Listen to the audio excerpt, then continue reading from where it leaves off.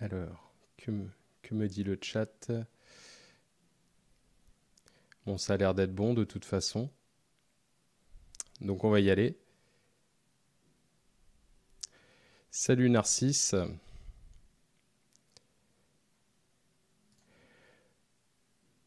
Donc merci à toutes et à tous d'être là pour ce rendez-vous. Aujourd'hui, je suis avec Régis du collectif Nos Retraites qui va vous expliquer tout ce qui est en jeu avec cette réforme qui devrait arriver incessamment sous peu et la grève qui est liée à cette réforme des retraites.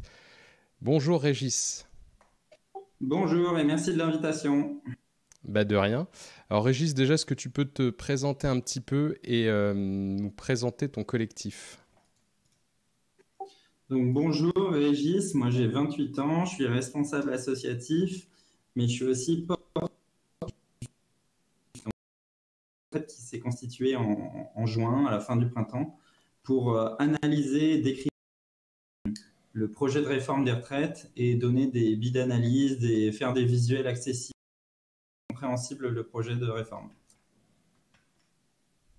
J'ai l'impression qu'il y a une petite coupure. Est-ce que tout le monde a bien entendu ou est-ce qu'on m'a demandé de répéter? Je suis désolé. Petit souci technique au moment où tu parlais.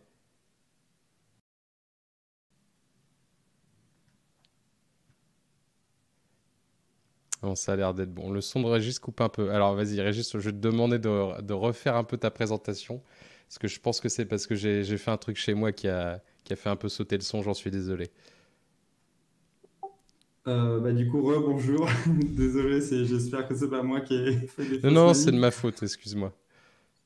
Donc moi c'est Régis, 28 ans, moi je suis responsable associatif, mais par ailleurs porte-parole du collectif Nos Retraites. En gros, c'est un collectif qui s'est constitué en juin pour décrypter le projet de réforme du gouvernement et le rendre accessible, faire en sorte de faire des visuels, faire des éléments d'analyse qui soient faciles d'accès, parce qu'il y a beaucoup de gens voilà, qui s'autocensurent et qui se disent c'est trop compliqué, je peux pas avoir d'avis et tout. Donc notre but c'est de rendre le plus accessible possible la réforme. Voilà, là, ça n'a pas coupé, je crois que c'est clair. Donc, je vais te demander un petit peu de nous expliquer de quoi il retourne. Et puis, tu n'hésites pas à me dire si tu veux une slide sur le document que tu m'as donné et qui s'affiche sur le stream. Parfait, c'est noté. On peut commencer par la slide 3, donc le plan de formation. En gros, aujourd'hui, nous, on fait des formations un peu pour rendre ça pédago.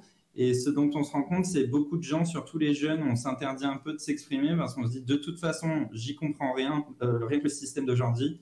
Donc je vois pas pourquoi je comprendrais le projet de réforme encore plus. Donc l'idée, c'est de voir très vite fait comment fonctionnent les systèmes aujourd'hui. Ensuite, quels sont les gros points du projet de réforme et un petit point éventuellement sur l'impact que ça va avoir pour les femmes. Et puis après, je vous propose qu'on passe aux questions-réponses. Donc en gros, donc à la slide 4, ce qu'on rappelle, c'est que la retraite, c'est quoi? Pour commencer, tout simplement, c'est un revenu qu'on appelle aussi pension ou salaire différé ou salaire continu. L'idée, c'est assurer les gens contre le risque de vieillesse, c'est-à-dire contre le risque de ne plus pouvoir travailler. Le but, c'est de maintenir le niveau de vie quand on passe à la retraite. Donc là, en France, en fait, c'est 14 millions de personnes, c'est une personne sur 5.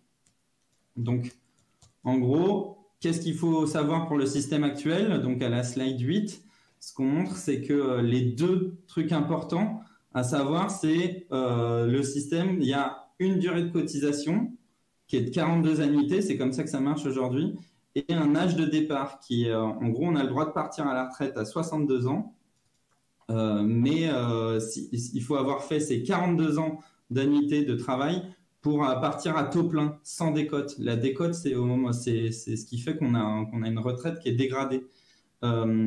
Si on n'a pas fait ces 42 annuités, on peut partir à partir de 62 ans, mais on aura une réduction qui est cette décote. Donc, il faudra travailler jusqu'à 67 ans, qui est l'âge d'annulation de la décote pour pouvoir partir à taux plein quand on n'a pas fait les 42 ans. très concrètement, à la slide suivante, ce qu'on voit, c'est que les gens, quand ils arrivent près de la retraite, ils demandent à leur caisse de retraite un relevé de carrière et ils reçoivent un tableau où dessus il y a indiqué année par année quand est-ce qu'ils partent, combien de trimestres il leur manque à cotiser, combien ils vont avoir à la retraite. Donc c'est une réponse assez précise et sécurisante pour savoir combien ils vont avoir, contrairement à ce qu'on va voir le projet de réforme de Macron. Donc à la slide suivante, ce qu'on veut montrer, c'est que comment on calcule les retraites, tout simplement. Pour avoir une retraite, on a un revenu de référence. Donc, c'est en général, dans le privé, c'est la moyenne des 25 meilleures années. On lui applique un taux de liquidation, c'est-à-dire on prend la moitié de ce revenu, parce que ça a été décidé comme ça en 45, et derrière, on le multiplie par le nombre d'années qu'on a fait. Donc, le coefficient de proratisation, c'est un terme barbare pour dire combien d'années j'ai réellement cotisé sur les 42 années qu'il faut cotiser. Et en gros, ce qu'il faut retenir, ça a l'air compliqué comme ça, mais ce qu'il faut retenir de la formule de calcul aujourd'hui, c'est que la retraite, elle est en fonction du revenu. C'est une assurance qui permet de continuer le revenu. Ça va changer avec le système de réforme Macron. À la slide suivante, en gros, ce support, c'est pas la peine de tout retenir. On pourra éventuellement vous le partager. Ce que je veux montrer avec l'historique des réformes, c'est que toutes les réformes qu'il y a eu depuis les années 80, toutes les réformes qu'on a toujours faites pour réformer les retraites, ça a toujours été des réformes du paramètre. Sur la formule qu'on a vue juste avant, en fait, à chaque fois, on a réformé un des paramètres de la formule. On n'a jamais changé le système, on a toujours gardé ce système basé où la retraite, c'est une continuité du revenu. On a toujours juste un peu bougé les paramètres. Donc, à la slide suivante, le bilan de toutes ces réformes, c'est que en baissant tous ces paramètres, on n'a pas touché au totem du taux de liquidation, où les syndicats en disaient non, on ne touche pas au taux de la liquidation, c'est le truc intouchable. Mais en fait, ça a quand même vidé de son sens la formule, de toucher tous les autres paramètres, et ça a eu pour effet de baisser les pensions à chaque fois. Et ce qui est intéressant aussi sur toutes les réformes qui ont été passées auparavant, c'est que chaque réforme a toujours eu une espèce d'alibi social, une espèce de carotte pour faire passer la réforme. Donc, à la slide suivante, on voit qu'on a un peu listé les alibis sociaux. Si on peut prendre un seul exemple, c'est en 2010, la carotte qui est passée, c'était très généreux. C'était par exemple à pouvoir avoir un départ anticipé quand on est en incapacité de travail. Donc voilà, c'est quand même pas très ambitieux. En 2014, la carotte, c'était mettre en place, réformer le compte pénibilité, et qui est quelque chose pour prendre en compte la pénibilité dans le travail et qui a été vidé de son sens dès 2017. Donc, il faut faire très attention sur ce qui est présenté comme les points positifs de chaque réforme, parce que souvent, ça divise les oppositions, ça détourne les sujets d'attention, ça technicise les débats, et les gens se disent « Ah, c'est trop compliqué, je ne suis plus ». Donc là, sur la réforme Macron, ça peut être par exemple l'impact sur les femmes ou le minimum de pension à 1 000 €, sur lequel je reviendrai plus tard, si vous voulez. À la slide 15, ce qu'on peut retenir en tout cas sur la situation aujourd'hui, c'est qu'aujourd'hui en France, ça fait nous un des bons élèves en Europe. Les retraités ont un niveau de vie à parité avec les actifs. Aujourd'hui, quand on passe à la retraite, on garde un niveau de vie correct. Donc ça fait de nous un des meilleurs élèves en Europe. Ça n'empêche pas qu'il y a des fortes inégalités à l'intérieur. C'est pour ça qu'on entend parler de retraités précaires. Il y a des fortes inégalités entre les hommes et les femmes, entre les gens qui ont du patrimoine ou qui n'en ont pas, entre les gens qui peuvent se permettre d'épargner ou pas. À la slide suivante, ce qu'on voit, c'est... Alors attends, juste, je t'interromps 2 secondes. Ce qu'il faut savoir, c'est que si on ne fait rien, si le statu quo est maintenu, ça va déjà baisser. C'est-à-dire que toutes les réformes que j'ai montrées un peu avant, elles ont baissé les paramètres, c'est-à-dire souvent, elles ont baissé le nombre de cotisations qu'on met dans le système. Donc, ça veut dire que si on ne fait rien, on va avoir une baisse du niveau de vie des retraités par rapport aux actifs. Donc ça, on le voit à la slide 16. Régis, excuse-moi, tu m'entends ? Ouais. Est-ce que tu pourrais baisser un tout petit peu ton micro dans les paramètres de voix, ce que je t'avais montré hier ? Ah ouais, pardon, désolé. Parce que ça sature chez toi, en fait. Ok. Je suis désolé de t'interrompre en plein milieu, mais je l'entends depuis tout à l'heure et ça risque de gêner un peu l'écoute des gens. Alors... Est-ce que c'est mieux là ? Vas-y, parle un petit coup. Enfin, C'est mieux normalement. comme ça. Bon, on va essayer, hein. C'est comme ça. On va essayer comme ça, on va essayer comme ça. C'est ce qui est tout en haut à gauche, hein. C'est le niveau d'entrée qu'il faut baisser, pas le... Ah. Ah, est-ce que c'est mieux là? Alors vas-y, reparle un coup. Et là, Faut que tu remontes un tout petit peu. hop. Là, ça va? Est-ce que c'est correct? Là, ça me paraît bien. Ok. Bon, désolé pour le. Pas de souci, mais c'était audible, hein, mais... Excuse-moi, C'était donc tu moi. étais au niveau de la baisse de vie des retraités. Ouais. En fait, ce qu'on veut dire avec si rien ne se passe, ça va baisser, c'est qu'en fait, le statu quo, il est mauvais. C'est-à-dire, il y a quand même des problèmes avec la situation actuelle. Mais ce qui est intéressant aussi, c'est que de voir que même dans le pire des scénarios, il y a quand même des retraites. Et ça, c'est important en fait à retenir pour les gens souvent qui sont jeunes. On a beaucoup de gens qui nous disent: ah, mais moi, de toute façon, c'est mort, j'aurai jamais de retraite, je suis trop précaire. Ça vient beaucoup, ça, chez les jeunes, je pense qu'on l'a tous entendu. J'aurai jamais de retraite, c'est mort. Et en fait, même dans le pire scénario, il y a de l'argent pour financer la retraite. La question, c'est à quel montant, quoi. Et tant qu'il faut vraiment garder ça en tête, tant qu'il y a des salaires, il y a des retraites, quoi. Il faut vraiment se dire à quel montant. Ce qui est intéressant, donc, c'est que avec le statu quo, ça va baisser, mais avec le projet de réforme du gouvernement, ça va baisser encore plus. Donc là, c'est ce à quoi je veux vous amener. Donc le cœur du projet de réforme des retraites. Donc on va voir page 18.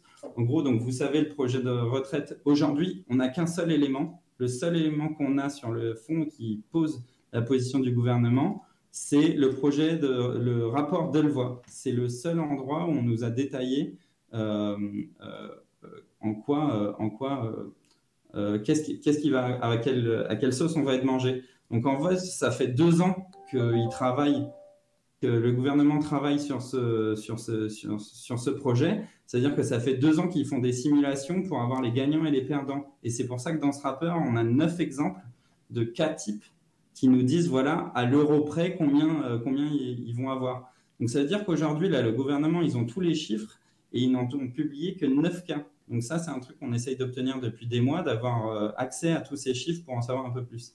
Si on voit la slide suivante, slide 19, il faut se dire que les retraites aujourd'hui, c'est une grosse cagnotte. C'est 300 milliards d'euros. C'est la plus grosse dépense sociale en France. Donc en fait, pour un gouvernement qui veut contrôler les dépenses publiques, il faut passer par les retraites. Et 300 milliards d'euros, c'est 14% du PIB. Et là, c'est la slide 20. C'est peut-être le truc principal à retenir de tout ce projet, c'est qu'ils veulent plafonner le financement des retraites à 14% du PIB. Ils ne veulent pas dépasser, et ça, ils l'ont annoncé depuis l'an dernier, et c'est le truc qui est non négociable, qui est le cœur du projet. Le cœur du projet, c'est vraiment maîtriser, contrôler le budget des retraites. Sauf que, donc, à la slide suivante, slide 21, ce qu'on voit, c'est que si on plafonne à 14% du PIB, on va avoir un décrochage historique. Là, on a mis une courbe où on voit en haut la part des plus de 65 ans dans la population et en dessous la part d'argent qu'on met pour les retraites. Et en fait, si on plafonne, on va avoir un blocage qu'on n'a jamais vu. On a toujours eu le financement des retraites qui a suivi la part de plus de 65 ans dans la population. Donc là, si on suit à la slide suivante, slide 22, une autre façon de présenter ça, c'est qu'on a une part du gâteau en 2020 qui est à 14%, qui va rester bloqué jusqu'en 2050 à 14%, pour une part des plus de 65 ans qui passe de 20 à 27%. Donc ça veut dire qu'on sera plus à se partager la même part de gâteau. Et ça, peu importe que le gâteau augmente. Parce que souvent, le gouvernement il dit: ah oui, mais ça, c'est pas grave, le PIB va augmenter. Mais oui, mais en fait, les 20% de la population aussi va augmenter. Donc en fait, c'est entre ces deux parts relatives, il y a un décrochage qui va augmenter et augmenter. Donc ça, c'est pour la question du montant. C'est vraiment la question clé du montant qui est bloqué. Donc ça, on l'a mis sur les réseaux sociaux si vous voulez le récupérer, etc. Le point suivant que je voulais vous montrer, c'est sur la question du point, du système par point. On va aller à la slide 25. En gros, quel est l'objectif du système par point? C'est avoir un équilibre entre les cotisations versées et les cotisations perçues. Le but, c'est qu'on va passer… Ah non, pardon, slide 24. Slide 24, désolé. On va passer d'un système de prestations définies à un système de cotisation définie. C'est des termes un peu compliqués, mais que je peux vous formuler plus simplement. Aujourd'hui, comme je vous ai dit, la retraite, c'est en fonction du revenu. Donc, on va adapter l'enveloppe financière au niveau des retraites. Demain, c'est l'inverse. On va savoir combien on paye, mais on ne va pas savoir combien on va recevoir. Donc, aujourd'hui, on adapte l'enveloppe financière au niveau des retraites. Demain, on adapte le niveau des retraites à l'enveloppe financière. Cette enveloppe financière qui va être bloquée à 14% du PIB.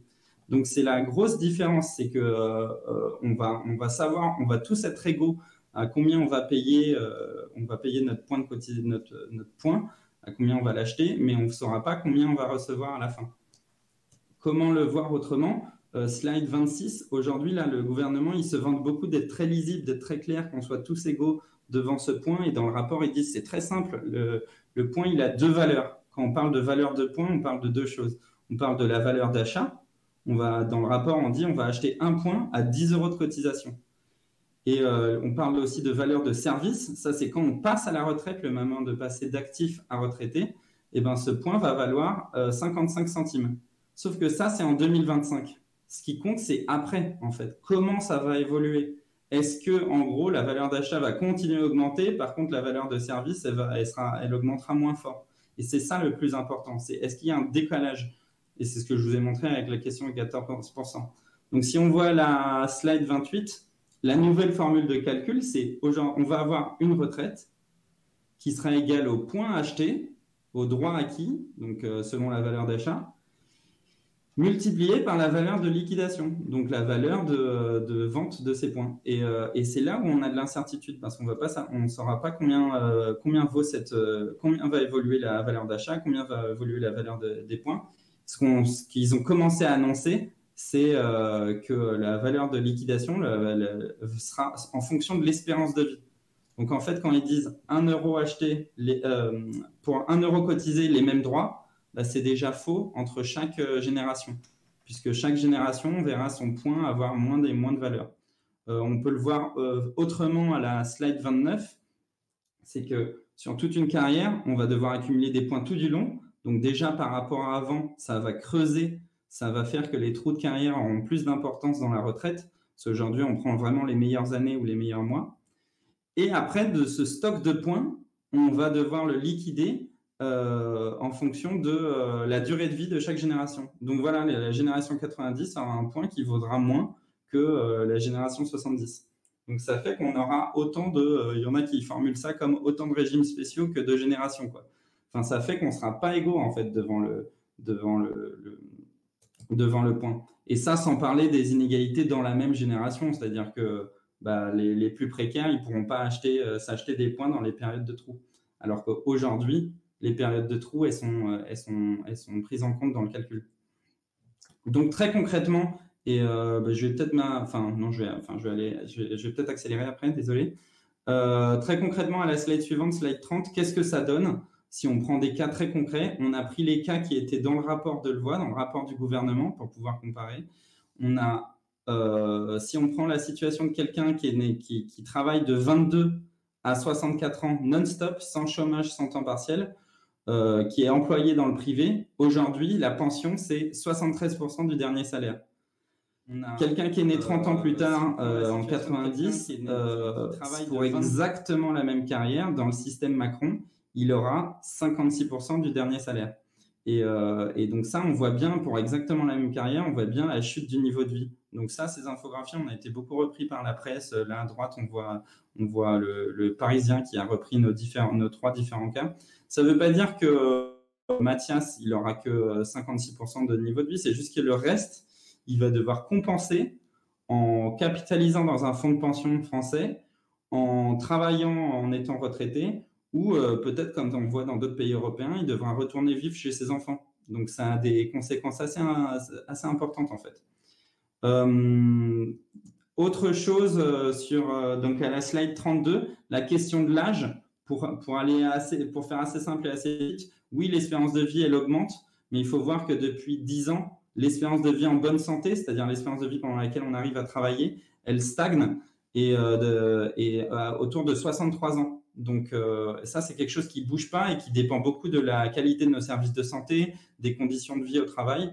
Et par ailleurs, on a un senior sur deux qui est déjà plus en activité au moment de liquider sa retraite. Qu'est-ce que ça veut dire ça? Ça veut dire que, en gros, même si on demande aux gens de travailler plus, il y a une énorme partie des gens qui ne le peuvent pas au-dessus de 63 ans, qui ne peuvent déjà plus parce que soit ils sont au chômage de longue durée, soit ils n'ont pas la santé pour. Donc, il y a un vrai enjeu de santé en fait et de société derrière le travail des personnes âgées. À la slide 33, juste pour vous comprendre le principe d'âge d'équilibre et d'âge pivot, ce qu'il faut voir dans le nouveau système, c'est que c'est la fin des annuités. On passe à un âge d'équilibre qui s'applique à tout le monde. C'est-à-dire qu'avant un âge d'équilibre, par exemple, 64 ans, c'est l'âge d'équilibre qui sera mis en place en 2025. Avant cette année, avant 64 ans, on aura une décote. Et après 64 ans, on aura une surcote. Donc là, si on prend deux exemples, quelqu'un qui a commencé à travailler à 24 ans, qui cotise 40 ans, s'il part à 64 ans, il n'a pas de décote. Par contre, celui qui n'a pas fait d'études et qui a commencé plus tôt, qui a cotisé 43 ans, lui, il va avoir une décote parce qu'il va partir avant l'âge pivot. Donc l'âge pivot, c'est vraiment le truc qui s'applique bêtement à chaque génération. Avant ça, on est pénalisé. Après ça, on est survalorisé. Donc ça, c'est une prime à ceux qui font des études et souvent aux classes supérieures. Donc, ce qu'il faut voir, page 34, c'est qu'ils ont déjà établi un âge d'équilibre dans le rapport qui sera à 64 ans en 2025, mais encore une fois, c'est en 2025. Et ils ont prévu que cet âge d'équilibre soit automatiquement repoussé avec l'espérance de vie. Donc, pour les gens nés en 80, on sait déjà que l'âge d'équilibre, c'est 65 ans et 3 mois. Et pour les gens nés en 90, on sait déjà que l'âge d'équilibre, c'est 66 ans et 3 mois. Donc ça veut dire que quand on parle de 64 ans dans les médias, c'est pas vrai. En fait, on parle déjà pour les plus jeunes de 66 et plus. Peut-être je vais juste finir pour aller plus vite sur l'entourloupe final des économies de court terme. En gros, page 38, ce qui peut passer dans les médias aussi, c'est qu'il faut savoir que le nouveau système, c'est pour 2025. Sauf qu'ils ont annoncé qu'ils veulent être à l'équilibre entre guillemets, en 2025, ça veut dire qu'ils veulent avoir zéro déficit avant le nouveau système. Donc, il y a un peu la réforme avant les réformes. Donc, c'est un peu la surprise. Ils ont dit le nouveau système ne va pas toucher les gens nés avant 63. Sauf que du coup, ces gens-là, qui ne sont pas touchés par le nouveau système, ils vont être touchés par des économies à l'ancienne, par des économies de court terme, entre 7 et 17 milliards. Donc, il faut vous dire, tous les pots de départ à la retraite de 2020 à 2025, ils vont devoir se économiser entre 7 et 17 milliards. C'est environ 3 millions de gens qui sont concernés. Donc ça, c'est un peu la surprise qu'ils essayent de retarder, mais le gouvernement va faire des économies de court terme. Ce qui veut dire, c'est quoi la conclusion de ça? C'est que tout le monde est touché. Tout le monde est touché. Les jeunes sont massivement touchés parce qu'on a vu les taux de remplacement vont baisser. Mais les gens qui sont à 2 doigts de la retraite, ils vont être touchés par des économies bien à l'ancienne, bien classiques. Donc, peut-être page 42, pour conclure vite fait, et après j'ouvre un peu les questions. Qu'est-ce qu'il faut retenir? C'est que ça va baisser et de beaucoup, et de pire que si on garde le statu quo. Par ailleurs, il va falloir travailler plus tard, quand bien même on n'en est pas capable. Et quand on n'en est pas capable, ça veut dire avoir une retraite diminuée ou cumuler chômage et absence de retraite. Et dernière chose, tout le monde est concerné, puisqu'il y a aussi une pré-réforme, la réforme avant la réforme, qui va faire des économies de court terme. Donc voilà, page 43, dans tous les cas, il faut bien garder en tête qu'on aura une retraite. Dans tous les cas, on aura une retraite. La vraie question, c'est à quel montant et est-ce que ça sera dans un système qui est solidaire ou plutôt individuel. Du coup, voilà, je suis désolé, j'ai duré un peu plus longtemps que ce qui était prévu, mais on va ouvrir aux questions. Eh bien, écoute, c'était concis, donc déjà, merci. Et alors, avant les questions, je rappelle que vous pouvez donner pour la caisse de grève à laquelle on reversera l'argent via Utip. Si vous n'avez plus le lien, vous tapez $don dans le chat et le bot vous donnera le lien du Utip. Nous sommes actuellement 877, donc merci à ces 877 de suivre le stream reconductible. Je remercie Flougilava qui vient de donner 17,38 €. Paluche Panda qui vient de donner 30 €. Et un illustre inconnu qui a donné tout à l'heure 3 euros, mais peut-être qu'il a déjà été remercié, lui, dans le stream d'avant. Merci beaucoup. Continuez à donner et on va passer aux questions. Je vais regarder un peu le chat. Alors,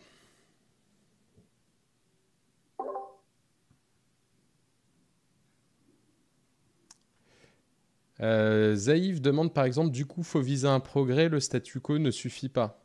Donc ça veut dire il faudrait même faire grève et manifester pour que ça soit amélioré et que ça soit réformé, mais pour en faveur des salariés, si j'ai bien compris sa question. Oui, tout à fait. Il y a des choses il y a des choses à améliorer. J'ai pas eu le temps de parler des femmes, mais par exemple, c'est un bon exemple. Aujourd'hui, les femmes, la différence de salaire entre hommes-femmes, les femmes, c'est 75% du salaire des hommes, à situation égale. Dans les retraites, ça aggrave les inégalités, puisque les femmes ont 60% des pensions des hommes à parcours égal. Donc, il y a des choses, par exemple, sur les inégalités hommes-femmes, sur les gens qui ont plusieurs régimes de retraite, il y a plein de choses à améliorer. Par exemple, si on a vu le chômage des seniors fait que du coup, ils ont des toutes petites retraites à la fin. On a vu qu'il y a des questions de santé avec l'espérance de vie en bonne santé. Donc, il y a plein de réformes à faire sur les conditions de vie au travail, sur la formation continue, il y a plein de façons en fait de réformer le système pour qu'il soit plus sain et qu'il soit meilleur pour les salariés. Mais en tout cas, l'approche comptable que veut avoir le gouvernement, c'est le petit bout de la lorgnette, quoi. Enfin, c'est pas vraiment des choses très ambitieuses par rapport à ce qui pourrait être fait. Je sais pas si c'était clair. D'accord. Non, non, je pense que c'est assez clair. D'ailleurs, quelqu'un, Golgoth 3000 dit dans le chat, non mais 64, non mais même 64, à 64, il y a des gens qui sont des vieillards. Ma mère, elle a 65 ans, elle aurait jamais pu travailler jusqu'à 64. Elle a l'air d'une vieillarde et pourtant, elle était prof, pas ouvrière. C'est vraiment n'importe quoi. Ben, ça, c'est sûr, on voit bien. Enfin, moi, je connais des aides-soignants, j'ai ma tante qui est infirmière. Enfin, les gens, ils sont à 55 ans, dans certaines professions, ils sont cassés, quoi. Et donc, ça veut dire qu'ils partent plutôt, ils préfèrent avoir une petite retraite de misère plutôt de continuer à se tuer au travail, quoi. Donc, et c'est pour ça que je parlais de la retraite, en fait, ça se finance aussi par des gens qui sont en bonne santé au boulot, quoi. Enfin, c'est aussi bête que ça. Mais il y a une vraie question sur l'espérance de vie en bonne santé et les retraites. Parce que quand on voit même dans la même génération, il y a que certaines professions, l'espérance de vie tout simple baisse dans certaines catégories ouvrières. Qu'est-ce que ça veut dire? Ça veut dire que dans la même génération, on va avoir les ouvriers qui vont cotiser pour les cadres qui vivent plus longtemps, quoi. Donc ça, c'est super important à garder en tête, la question de dans quel état on est quand on arrive à l'âge de la retraite. De toute façon, ça, le travail épuise, il n'y a pas photo. Et je vous renvoie à l'épisode à la vidéo de Tsitsimitl qui vient de sortir sur le travail et Tsitsimitl qui sera sur ce direct, il me semble, mercredi soir, assez tard. Alors regardez le planning, j'ai plus l'heure exacte en tête. Peut-être que c'est pas encore annoncé, peut-être que je suis en train de spoiler un truc qui va peut-être changer d'ici là. Mais bref, allez regarder la vidéo de Tsitsimitl Esprit Critique sur le travail. Et donc je repars sur le chat. Epistole demande, du coup on saura tout mercredi ou va falloir encore manifester tous les jours? Mercredi, ils vont annoncer des trucs par exemple, les économies de court terme, ils vont les reporter. Donc, ils vont nous dire, OK, vous inquiétez pas, on ne fait pas ces économies de court terme, on a bien compris les Français, on va juste faire la réforme de système. Par contre, dans cette réforme de système, il y a un conseil qui aura obligation de décider des mesures pour être à l'équilibre en 2025. Donc, en fait, ce que je voulais dire par on savait tous ces trucs avant, on les a su pendant le rapport et on les sait encore maintenant. En fait, tout le cœur du projet ne bouge pas. Le cœur du projet, c'est quoi? C'est une baisse, une maîtrise du financement. Donc, une baisse, ce gel à 14%, ça ne bouge pas, quelle que soit la forme que ça prend. Est-ce que c'est une durée de cotisation? Est-ce que c'est un âge? Est-ce que c'est quoi que ce soit? Sur le fait que ça va être à point, ça ne change pas et ça maintient le fait que ça va être plus individualiste et que ça va creuser, prendre en compte les creux dans la carrière.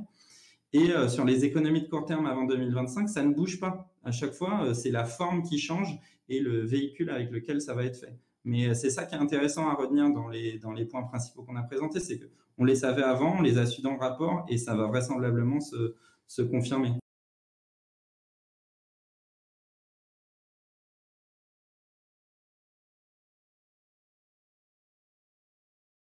Pardon, j'avais pas réactivé mon micro. Je regarde donc d'autres questions.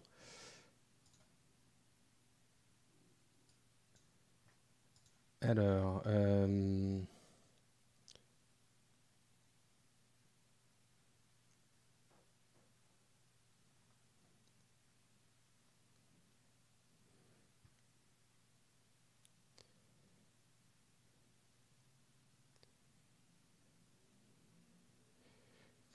ceux d'artistes dit après en faisant des études et avec un bac plus 5, on se retrouve au chômage. Comment Flo 13271 demande comment est calculé l'âge d'équilibre? L'âge d'équilibre, il est fixé arbitrairement là, à 64 ans et ensuite il va être reculé automatiquement avec l'espérance de vie. Pour chaque année d'espérance de vie en plus, il y aura un trimestre d'allongement de l'âge d'équilibre. C'est indiqué assez précisément dans le rapport de Levoy. Voilà. En fait, l'idée, pardon, je complète, mais c'est de pouvoir annoncer que Macron ne touche pas à l'âge de départ à 62 ans. Et forcément, si on ne touche pas, mais qu'on a une retraite de misère, ben, les gens vont automatiquement travailler plus longtemps, quoi. Enfin, donc, à chaque fois, c'est vraiment des petits paramètres pour pouvoir faire des économies et pour forcer les gens à travailler plus longtemps ou à avoir une retraite de misère quand ils ne le peuvent pas. On a donc affaire à une succession de micro-entourloupes pour mieux faire passer le système, quoi, le nouveau système. Bah, tout à fait. Et je pense que c'est une façon de contrôler le débat en disant, ah, c'est trop compliqué, c'est 10 000 petits paramètres. Évidemment, ça a l'air super compliqué. Mais quand on a compris que le projet principal, c'est de maîtriser les finances, de bloquer à 14% du PIB, tout le reste n'en est que la conclusion, quoi, n'en est que le symptôme. Donc, il est là vraiment le cœur du projet. C'est vraiment bloquer le financement public des retraites. D'accord. Je remercie Joujou underscore TDJ pour son don de 50 euros. Proutmout pour ses 30 euros. Je passe à d'autres questions. Alors. Question de méga solaire. Qu'est-ce qui détermine précisément l'heure de liquidation? Alors, la valeur de liquidation, c'est la valeur de service. Aujourd'hui, c'est fixé à 0,55 centimes. C'est écrit comme tel dans le rapport. Et ensuite, ça va suivre et les salaires, donc qui est plutôt une bonne nouvelle théoriquement, parce que ça veut dire qu'on n'a pas de décrochage quand on passe de salaire à retraite. Mais ça dépendra aussi de l'espérance de vie. Et en fait, ça veut dire que chaque génération va avoir son point qui vaudra moins. Et là, ils nous disent, mais ne vous inquiétez pas, on garantit la valeur de points, mais en fait, ça ne veut rien dire. Ce qui compte, c'est déjà, eux, ils n'auront pas la main dès qu'il y a la prochaine alternance gouvernementale. Et puis, en vrai, c'est des promesses, quoi. Je ne sais pas si ça répond à la question. On va voir si la personne trouve que ça répond à la question. Sachant que... En fait, je comprends pas l'argument. Vous inquiétez pas, on va modifier la valeur de points parce que, en fait... Non, pas modifier. Ils disent, vous inquiétez pas, elle sera garantie. En gros, ils disent, vous inquiétez pas, ça va toujours augmenter. Sauf que comme ça va augmenter moins que les salaires, ça va faire qu'au moment où on passe de salaire à retraite, on a un décrochage. Ben, on a le découplage des courbes, quoi. Les salaires vont continuer à augmenter, les retraites vont plafonner. Et du coup, ça fait qu'ils peuvent continuer en fait, c'est intéressant, dans le rapport, ils peuvent continuer à présenter une augmentation des retraites. Et on a par exemple les smicards, le smicard d'aujourd'hui, il peut avoir une retraite à 2000 euros en 2050. Sauf que du coup, en euros, ça ne veut rien dire, parce que 2000 euros en 2050, ça ne vaudra pas ce que ça vaut aujourd'hui. Donc, ça permet de présenter en euros que ça continue à augmenter, sans montrer le vrai sujet, qui est le décrochage de niveau de vie, au moment où tu passes de salaire à retraite. D'accord. Mais en fait, si vraiment ils compensaient en garantissant le point, en termes d'économie, leur réforme n'aurait aucun intérêt. Ouais, Ou en j'ai mal fait, compris. c'est juste une modalité, comme il y en a 10 000 d'autres, de maîtriser et de contrôler l'enveloppe à 14%, quoi. D'accord, mais leur garantie, leur soi-disant garantie de la valeur, comment dire, c'est pour noyer le poisson, encore une fois. Ben, c'est une façon, ouais, c'est une façon discrète de baisser le niveau de vie, quoi, des retraités. C'est une façon discrète. C'est juste que ça ne suit, c'est simple, hein, ça ne suit pas les salaires. Donc ça veut dire que ce sera plus faible, le niveau de vie sera plus faible quand on passe de salaire à...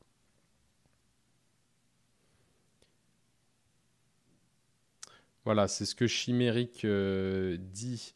Non, puis il n'y a pas que ça. Si la valeur du point garantie reste la même, ça compense pas l'inflation et l'augmentation régulière du coût de la vie. Donc je ne sais pas s'il y a quelque chose de prévu par rapport à l'inflation. Ben, en fait, si on a le point qui suit l'inflation, mais la valeur d'achat du point qui suit les salaires, ben, encore une fois, on a les salaires qui vont augmenter, mais en fait, l'inflation, c'est plus faible. Donc, si les retraites suivent les salaires, même ça, c'est pas intéressant, puisque ça va faire un décrochage de niveau de vie au moment de passer de cette augmentation de salaire à juste une retraite qui aura augmenté autant que le... Mais j'ai vu passer effectivement des gens qui disent, ah, il y a déjà eu dans le point, dans des régimes à points qui ont baissé. Oui, si on regarde la Suède, si on regarde le Chili, même si on regarde les retraites complémentaires en France, l'Agir Carco, on a déjà eu des points qui ont baissé. Et par exemple, en Suède, ben, ils ont baissé pendant la crise pour contrôler les dépenses publiques et ça a aggravé la crise. C'est ce qu'on appelle procyclique. Les gens, comme on a donné moins d'argent aux retraités, ben, ils ont moins consommé, donc ça a aggravé la crise. Alors qu'en France, comme nos retraites, c'est une assurance enfin, elles sont prédéfinies, bah, ça a permis de protéger par rapport à la crise. D'accord. Euh, Astaroth underscore RPG dit le PIB est censé inclure l'inflation, mais si le nombre de gens augmente, je pense que cette phrase n'est pas terminée.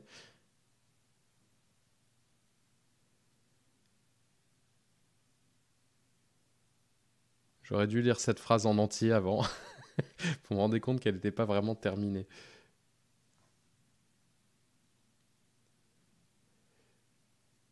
Euh, Il y a des articles intéressants, je vois la Suède qui revient assez souvent. Il y a des articles intéressants qui font le bilan de cette réforme en Suède où on a plus d'une décennie de visibilité et ça fait exactement ce qu'on anticipe là. On a des retraités dont le niveau de vie a baissé, on a plus de personnes âgées qui doivent travailler et voilà, ça a baissé tout simplement. Leur niveau de vie, il a baissé.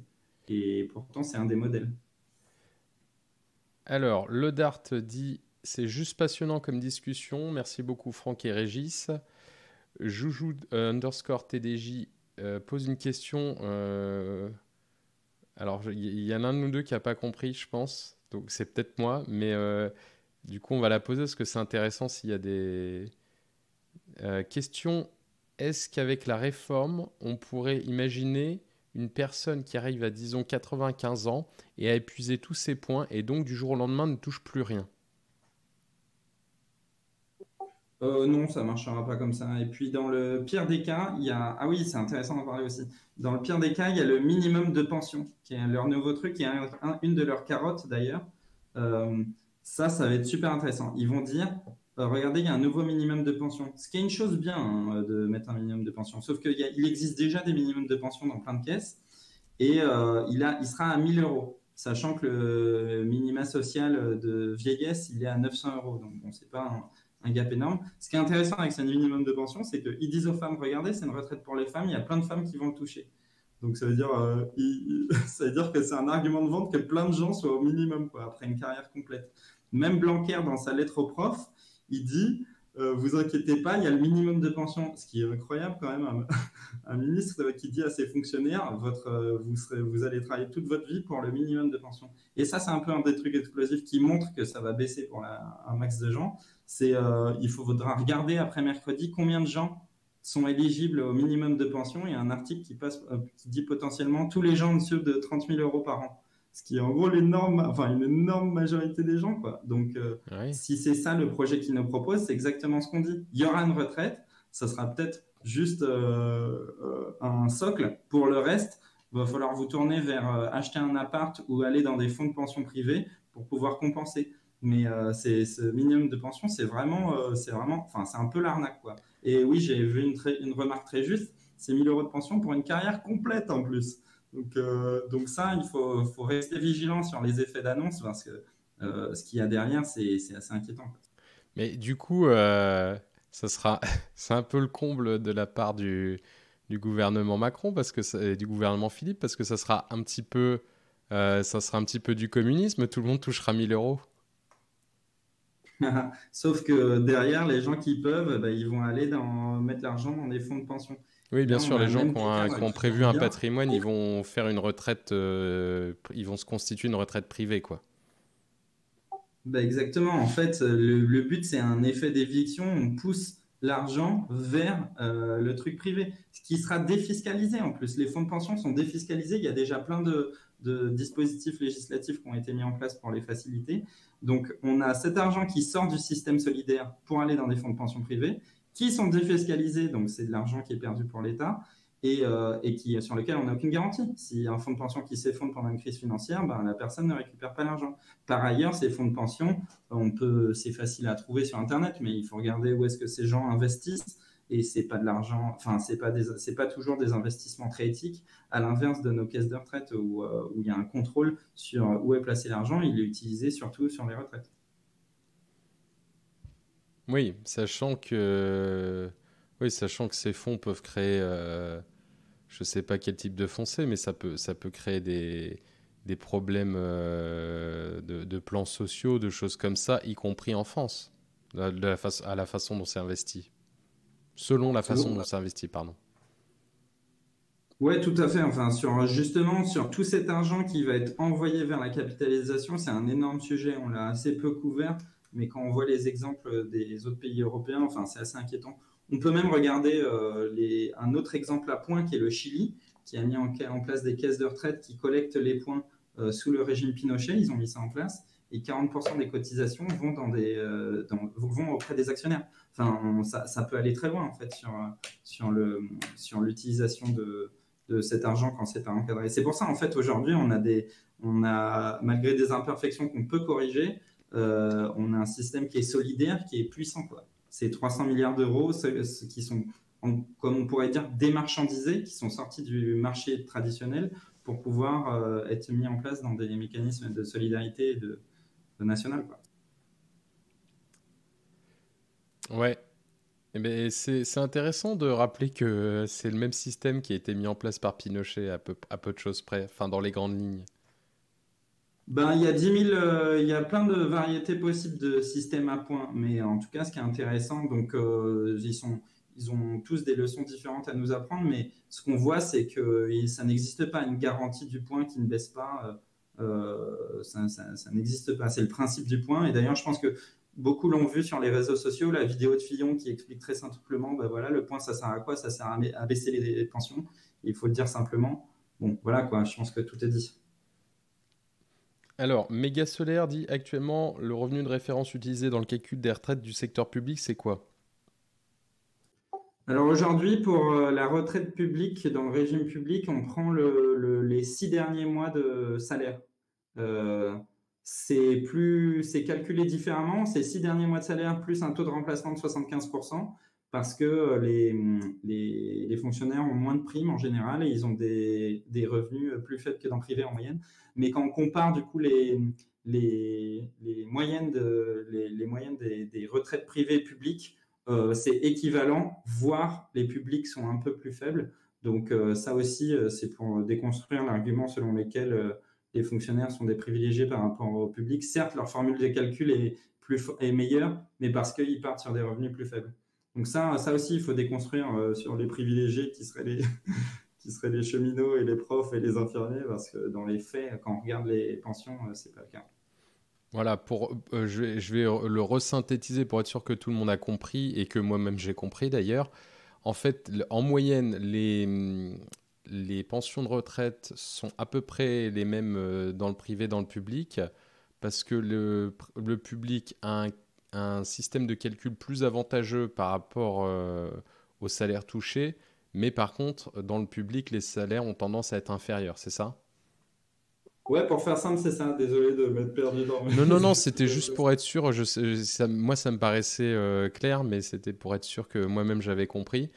Et alors, sachant que tu as parlé des primes, là, on est plus sur les fonctionnaires. À la SNCF, par exemple, il y a tout le personnel roulant qui, lui, a énormément de primes qui ne sont pas pris en compte dans le calcul de la pension de retraite. Sur les primes des cheminots, enfin, je suis pas sûr d'avoir bien pris toute la question. Compris toute la question, c'est ça que tu m'as dit? Ouais, Oui, non, je vas-y. disais, en fait, chez les cheminots, mais bon, je suis pas cheminot, donc il faudrait un cheminot pour nous parler de ça. Il me semble qu'il y a chez le personnel roulant énormément de primes du fait que, enfin, je sais pas exactement quelle prime, de quelle prime il s'agit, mais il y en a un certain nombre de primes du personnel roulant qui ne sont pas pris en compte dans le calcul de la retraite, il me semble. Je préfère pas te dire de bêtises sur les primes des cheminots.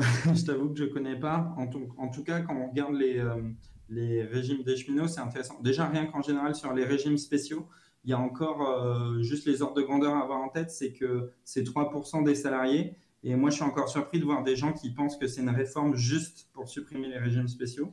Mais ce qu'il faut savoir, c'est qu'ils ont beaucoup d'avantages formels, mais beaucoup moins quand on regarde le réel, ce qui est réellement fait. Et il faut regarder vraiment ce qui est vrai, pas à quel âge ils ont le droit de partir, mais à quel âge ils partent vraiment et vraiment avec combien pour avoir une situation un peu plus fidèle. Et ce qui est intéressant, c'est de voir qu'un des gros arguments du gouvernement, c'est de dire ah, regardez ces chauffeurs de bus parisiens et ces chauffeurs de métro parisiens qui sont privilégiés. Et en fait, quand on regarde les taux de grève des chauffeurs de bus et de métro des autres métropoles qui n'ont pas le régime SNCF ou RATP, ben, ils font tout autant grève. Donc ça prouve bien que le sujet, il n'est pas là, qu'il y a une diversion. Alors, Pémon Krill dit bonjour, merci pour ces explications. Est-ce qu'on a des infos sur les fonds de pension et leur fonctionnement? J'ai cru comprendre qu'en Suisse, ces fonds-là utilisent l'argent des retraites pour spéculer sur les ventes d'armes. Je pense que ce n'est pas exactement ton domaine d'expertise, sachant que ça sort du cadre de la retraite solidaire. Du coup, c'est totalement chaque individu qui choisit dans quoi il investit en termes de fonds de pension, hein. C'est pas moi dans le collectif qui est le plus calé sur la capitalisation. Pour autant, il y a des mecs qui ont un peu taffé dessus. On a sorti un thread sur Twitter, là, sur notre compte @nosretraites, où il y aura plus d'infos sur la capitalisation que ce que je peux vous dire là. En tout cas, oui, il y a moins de certitude sur où va l'argent, et en termes éthiques et en termes de sécurité sur l'investissement. Donc voilà, moi, c'est tout ce que je peux vous dire sans dire de trop de conneries. Oui, bon, sachant que de toute façon, les fonds de pension, c'est le gouvernement, l'État s'est débarrassé du problème. C'est chaque cotisant qui se débrouille, en fait.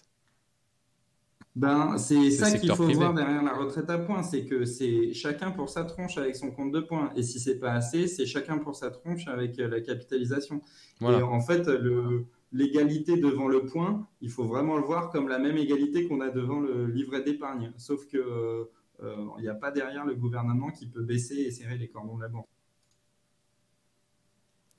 D'accord. Alors, Jerry Penn pose une question sur le minimum vieillesse actuel. Est-ce que tu peux... Il me semble que tu as dit 900 euros tout à l'heure. Alors non, il faut justement distinguer, une bonne question. Il y a un minima social qui n'a rien à voir avec les revenus d'activité, qui est le minimum vieillesse à 900 euros. Ça veut dire que c'est pas en fonction de votre revenu, c'est en fonction de la situation dans la famille. Euh, il y a autre chose qui n'est pas le minimum vieillesse dont on parle, qui est le minimum de pension, qui est une chose séparée. Le minimum de pension que le gouvernement veut présenter à 1000 euros, c'est une vraie avancée d'avoir un minimum pour tout le monde. Pour autant, en vrai, il existe déjà dans plein de caisses, dans les 42 caisses, parce qu'il n'y a pas 42 régimes, hein, il y a 42 caisses de retraite.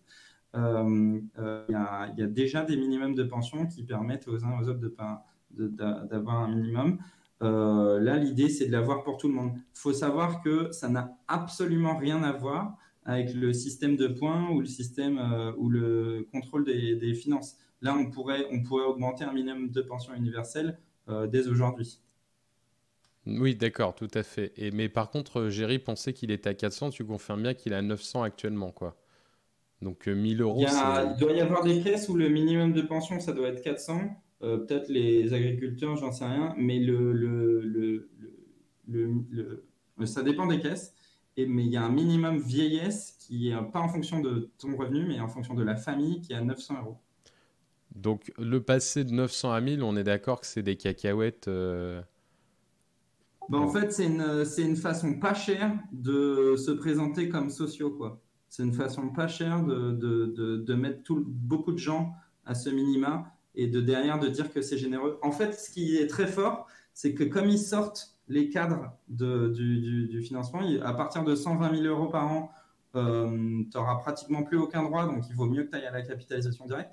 Donc, ils tassent de beaucoup les grandes réformes, ils les sortent du système solidaire, et ils font tout ce minima de pension pour plein de gens. Donc, ça leur permet de présenter une réduction des inégalités. En fait, en tirant tout le monde vers le bas, on a une réduction des inégalités. C'est ça qui est assez fort, c'est que ça va baisser en niveau de vie pour presque tout le monde, pour tout le monde, mais ils présentent quand même une réduction des inégalités en tirant par le bas, quoi. Alors,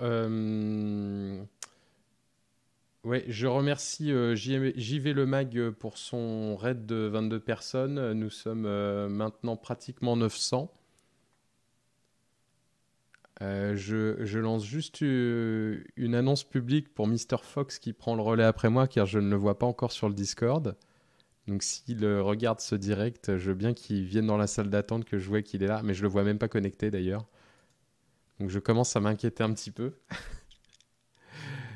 Si les modérateurs, les animateurs, tout ça peuvent vérifier qu'il y a bien quelqu'un pour prendre le relais derrière moi parce il est pratiquement 14h25. Alors, je continue ce qui est dit dans le chat.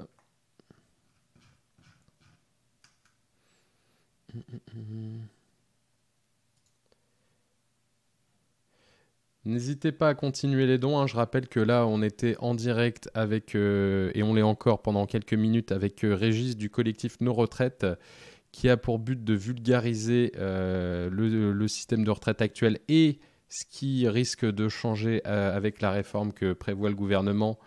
On rappelle peut-être comment vous avez eu les informations, parce que cette réforme s'est préparée dans le plus grand des secrets, comme d'habitude. Ça fait 2 ans que le gouvernement prépare, ça fait 2 ans que Delevoye est haut commissaire à la réforme des retraites. Il est devenu cette année commissaire aux retraites. Donc ça fait 2 ans qu'ils font travailler la Caisse nationale d'assurance maladie et le ministère de la Santé pour faire des simulations, pour faire les gagnants et les perdants, pour mettre tous les paramètres dans la boîte. Ils en ont sorti un rapport en juillet, qui est notre base principale d'analyse. Autre base d'analyse sur laquelle on a utilisé pour faire nos chiffres, c'est juste les rapports du corps tous les juin. Tous les juin, on a le corps qui est le Conseil d'orientation des retraites, qui est une instance qui est spécialisée dans faire l'état des lieux de nos caisses de retraite. Il sort tous les juin un rapport annuel qui nous dit l'état des finances. Donc, on a comparé l'état des finances et le rapport pour avoir le avant-après en termes de baisse de niveau de vie. Donc, en plus, c'est leur chiffre, quoi. On n'a même pas fait de... on n'a même pas fait de simulation. Donc, D'accord, là c'est juste leurs chiffres, mais par contre sur ce que eux veulent mettre en place, ils ont encore rien annoncé officiellement. il y a tout ce qui est dans le rapport, mais en gros, Philippe, mercredi, va annoncer certainement d'autres façons de le présenter, d'autres paramètres. Plutôt que de faire des économies dès janvier, ils vont faire des économies de court terme en juin, ou ils vont dire, ah ben non, on va pas faire 64 ans, on va faire une durée de cotisation. Enfin, tout ça, c'est vraiment à quelle sauce on est mangé, quoi. Le vrai sujet, c'est combien d'argent, combien de moyens on a. En fait, c'est très simple, on peut le réduire à combien d'argent on met dans le système et du coup, combien d'argent, moi, j'aurai quand je passe de actif à retraité. Et il ne faut pas voir les sommes en euros, hein. Ça ne sert à rien de voir les sommes en euros parce que les euros en 30 ans, ça change totalement de valeur. 10 euros de maintenant et 10 euros dans 30 ans. Il faut vraiment regarder en niveau de vie au moment de passer à la retraite. Ok, on va conclure ce direct dont les gens sont très contents et qui, c'est vrai, était très informatif. Donc, on te remercie beaucoup pour toutes ces explications. Je vais essayer de découper un clip ou un temps fort pour que les gens puissent le retrouver et le partager. Mais là, je ne vais pas faire ça tout de suite. Donc, voilà. N'hésitez pas à consulter les vidéos à la demande de la chaîne Twitch. Je vais essayer de découper ça parce que c'est vrai qu'il y a plein d'informations intéressantes. Pour terminer, je ne sais plus ce que je voulais dire. En tout cas, merci Régis. Moi, je veux bien vous remercier, vous dire franchement, c'est super impressionnant ce que vous avez fait avec le stream Reconducted. Donc, franchement, bravo. Ça fait plaisir à voir des initiatives comme ça. C'est super puissant comme outil, c'est super innovant, c'est trop bien. Je voulais juste dire, le PowerPoint, je ne sais pas si tu peux le diffuser par Voilà, quelle voie, c'est mais ça. en tout cas, moi, j'encourage vraiment les gens à se servir de nos outils, que ce soit ce PowerPoint pour une formation maison ou au boulot. Il y a des gens qui ont commencé à le faire à la pause déj. Que ce soit nos outils sur notre Twitter @retraite. Franchement, faites-vous plaisir. Nous, on s'en fout. Tout ce qu'on veut, c'est que les idées soient diffusées. Servez-vous. C'était justement le point dont je venais de me rappeler, c'est où est-ce qu'on peut retrouver ce PDF Ah mince, ce PDF, je l'ai pas, on l'a pas encore mis en ligne directement. Je pense qu'on va le mettre en ligne on va le mettre sur les réseaux sociaux et sur le site dans les jours qui viennent. Mais il n'y a pas de partage de documents sur ce. Non, sur non, cette non, parce qu'en plus c'est un chat et tout ça. Donc, est-ce que tu peux rappeler l'adresse de votre site et vos réseaux sociaux? Donc, notre site, c'est réformedesretraites.fr qui commence à dater. Il a plus un angle décryptage qui est plus dynamique. C'est nos réseaux sociaux. Donc, réformedesretraites.fr, c'est le site. Et sur les réseaux sociaux, c'est @nosretraites sur Twitter. Et sur Facebook, c'est Collectif Retraite. En tout cas, si vous tapez Collectif Nos Retraites, voilà, c'est ça. Mais et du coup, je vais dire aux popotes parce qu'il faut qu'on partage le PDF un peu partout. Ok, je te remercie beaucoup. Est-ce que Mister Fox est prêt à prendre le relais? Oui, me voilà, je suis là. Je te remercie beaucoup d'avoir été un peu en avance. Désolé, on est Pas de quasiment à souci, l'heure. je suis désolé, je t'ai vu paniquer en mode il est pas là. J'étais juste pas sur le Discord, mais D'accord, j'étais là. Désolé. ok, pas de souci. Merci beaucoup à toi et on fait un petit compte Eh à ben, rebours pas et de je te souci. passe le relais. Eh ben, ça Merci marche, beaucoup. faisons comme Ok, ça. Bonne ciao. journée. Ciao. Donc 3, 2, 1.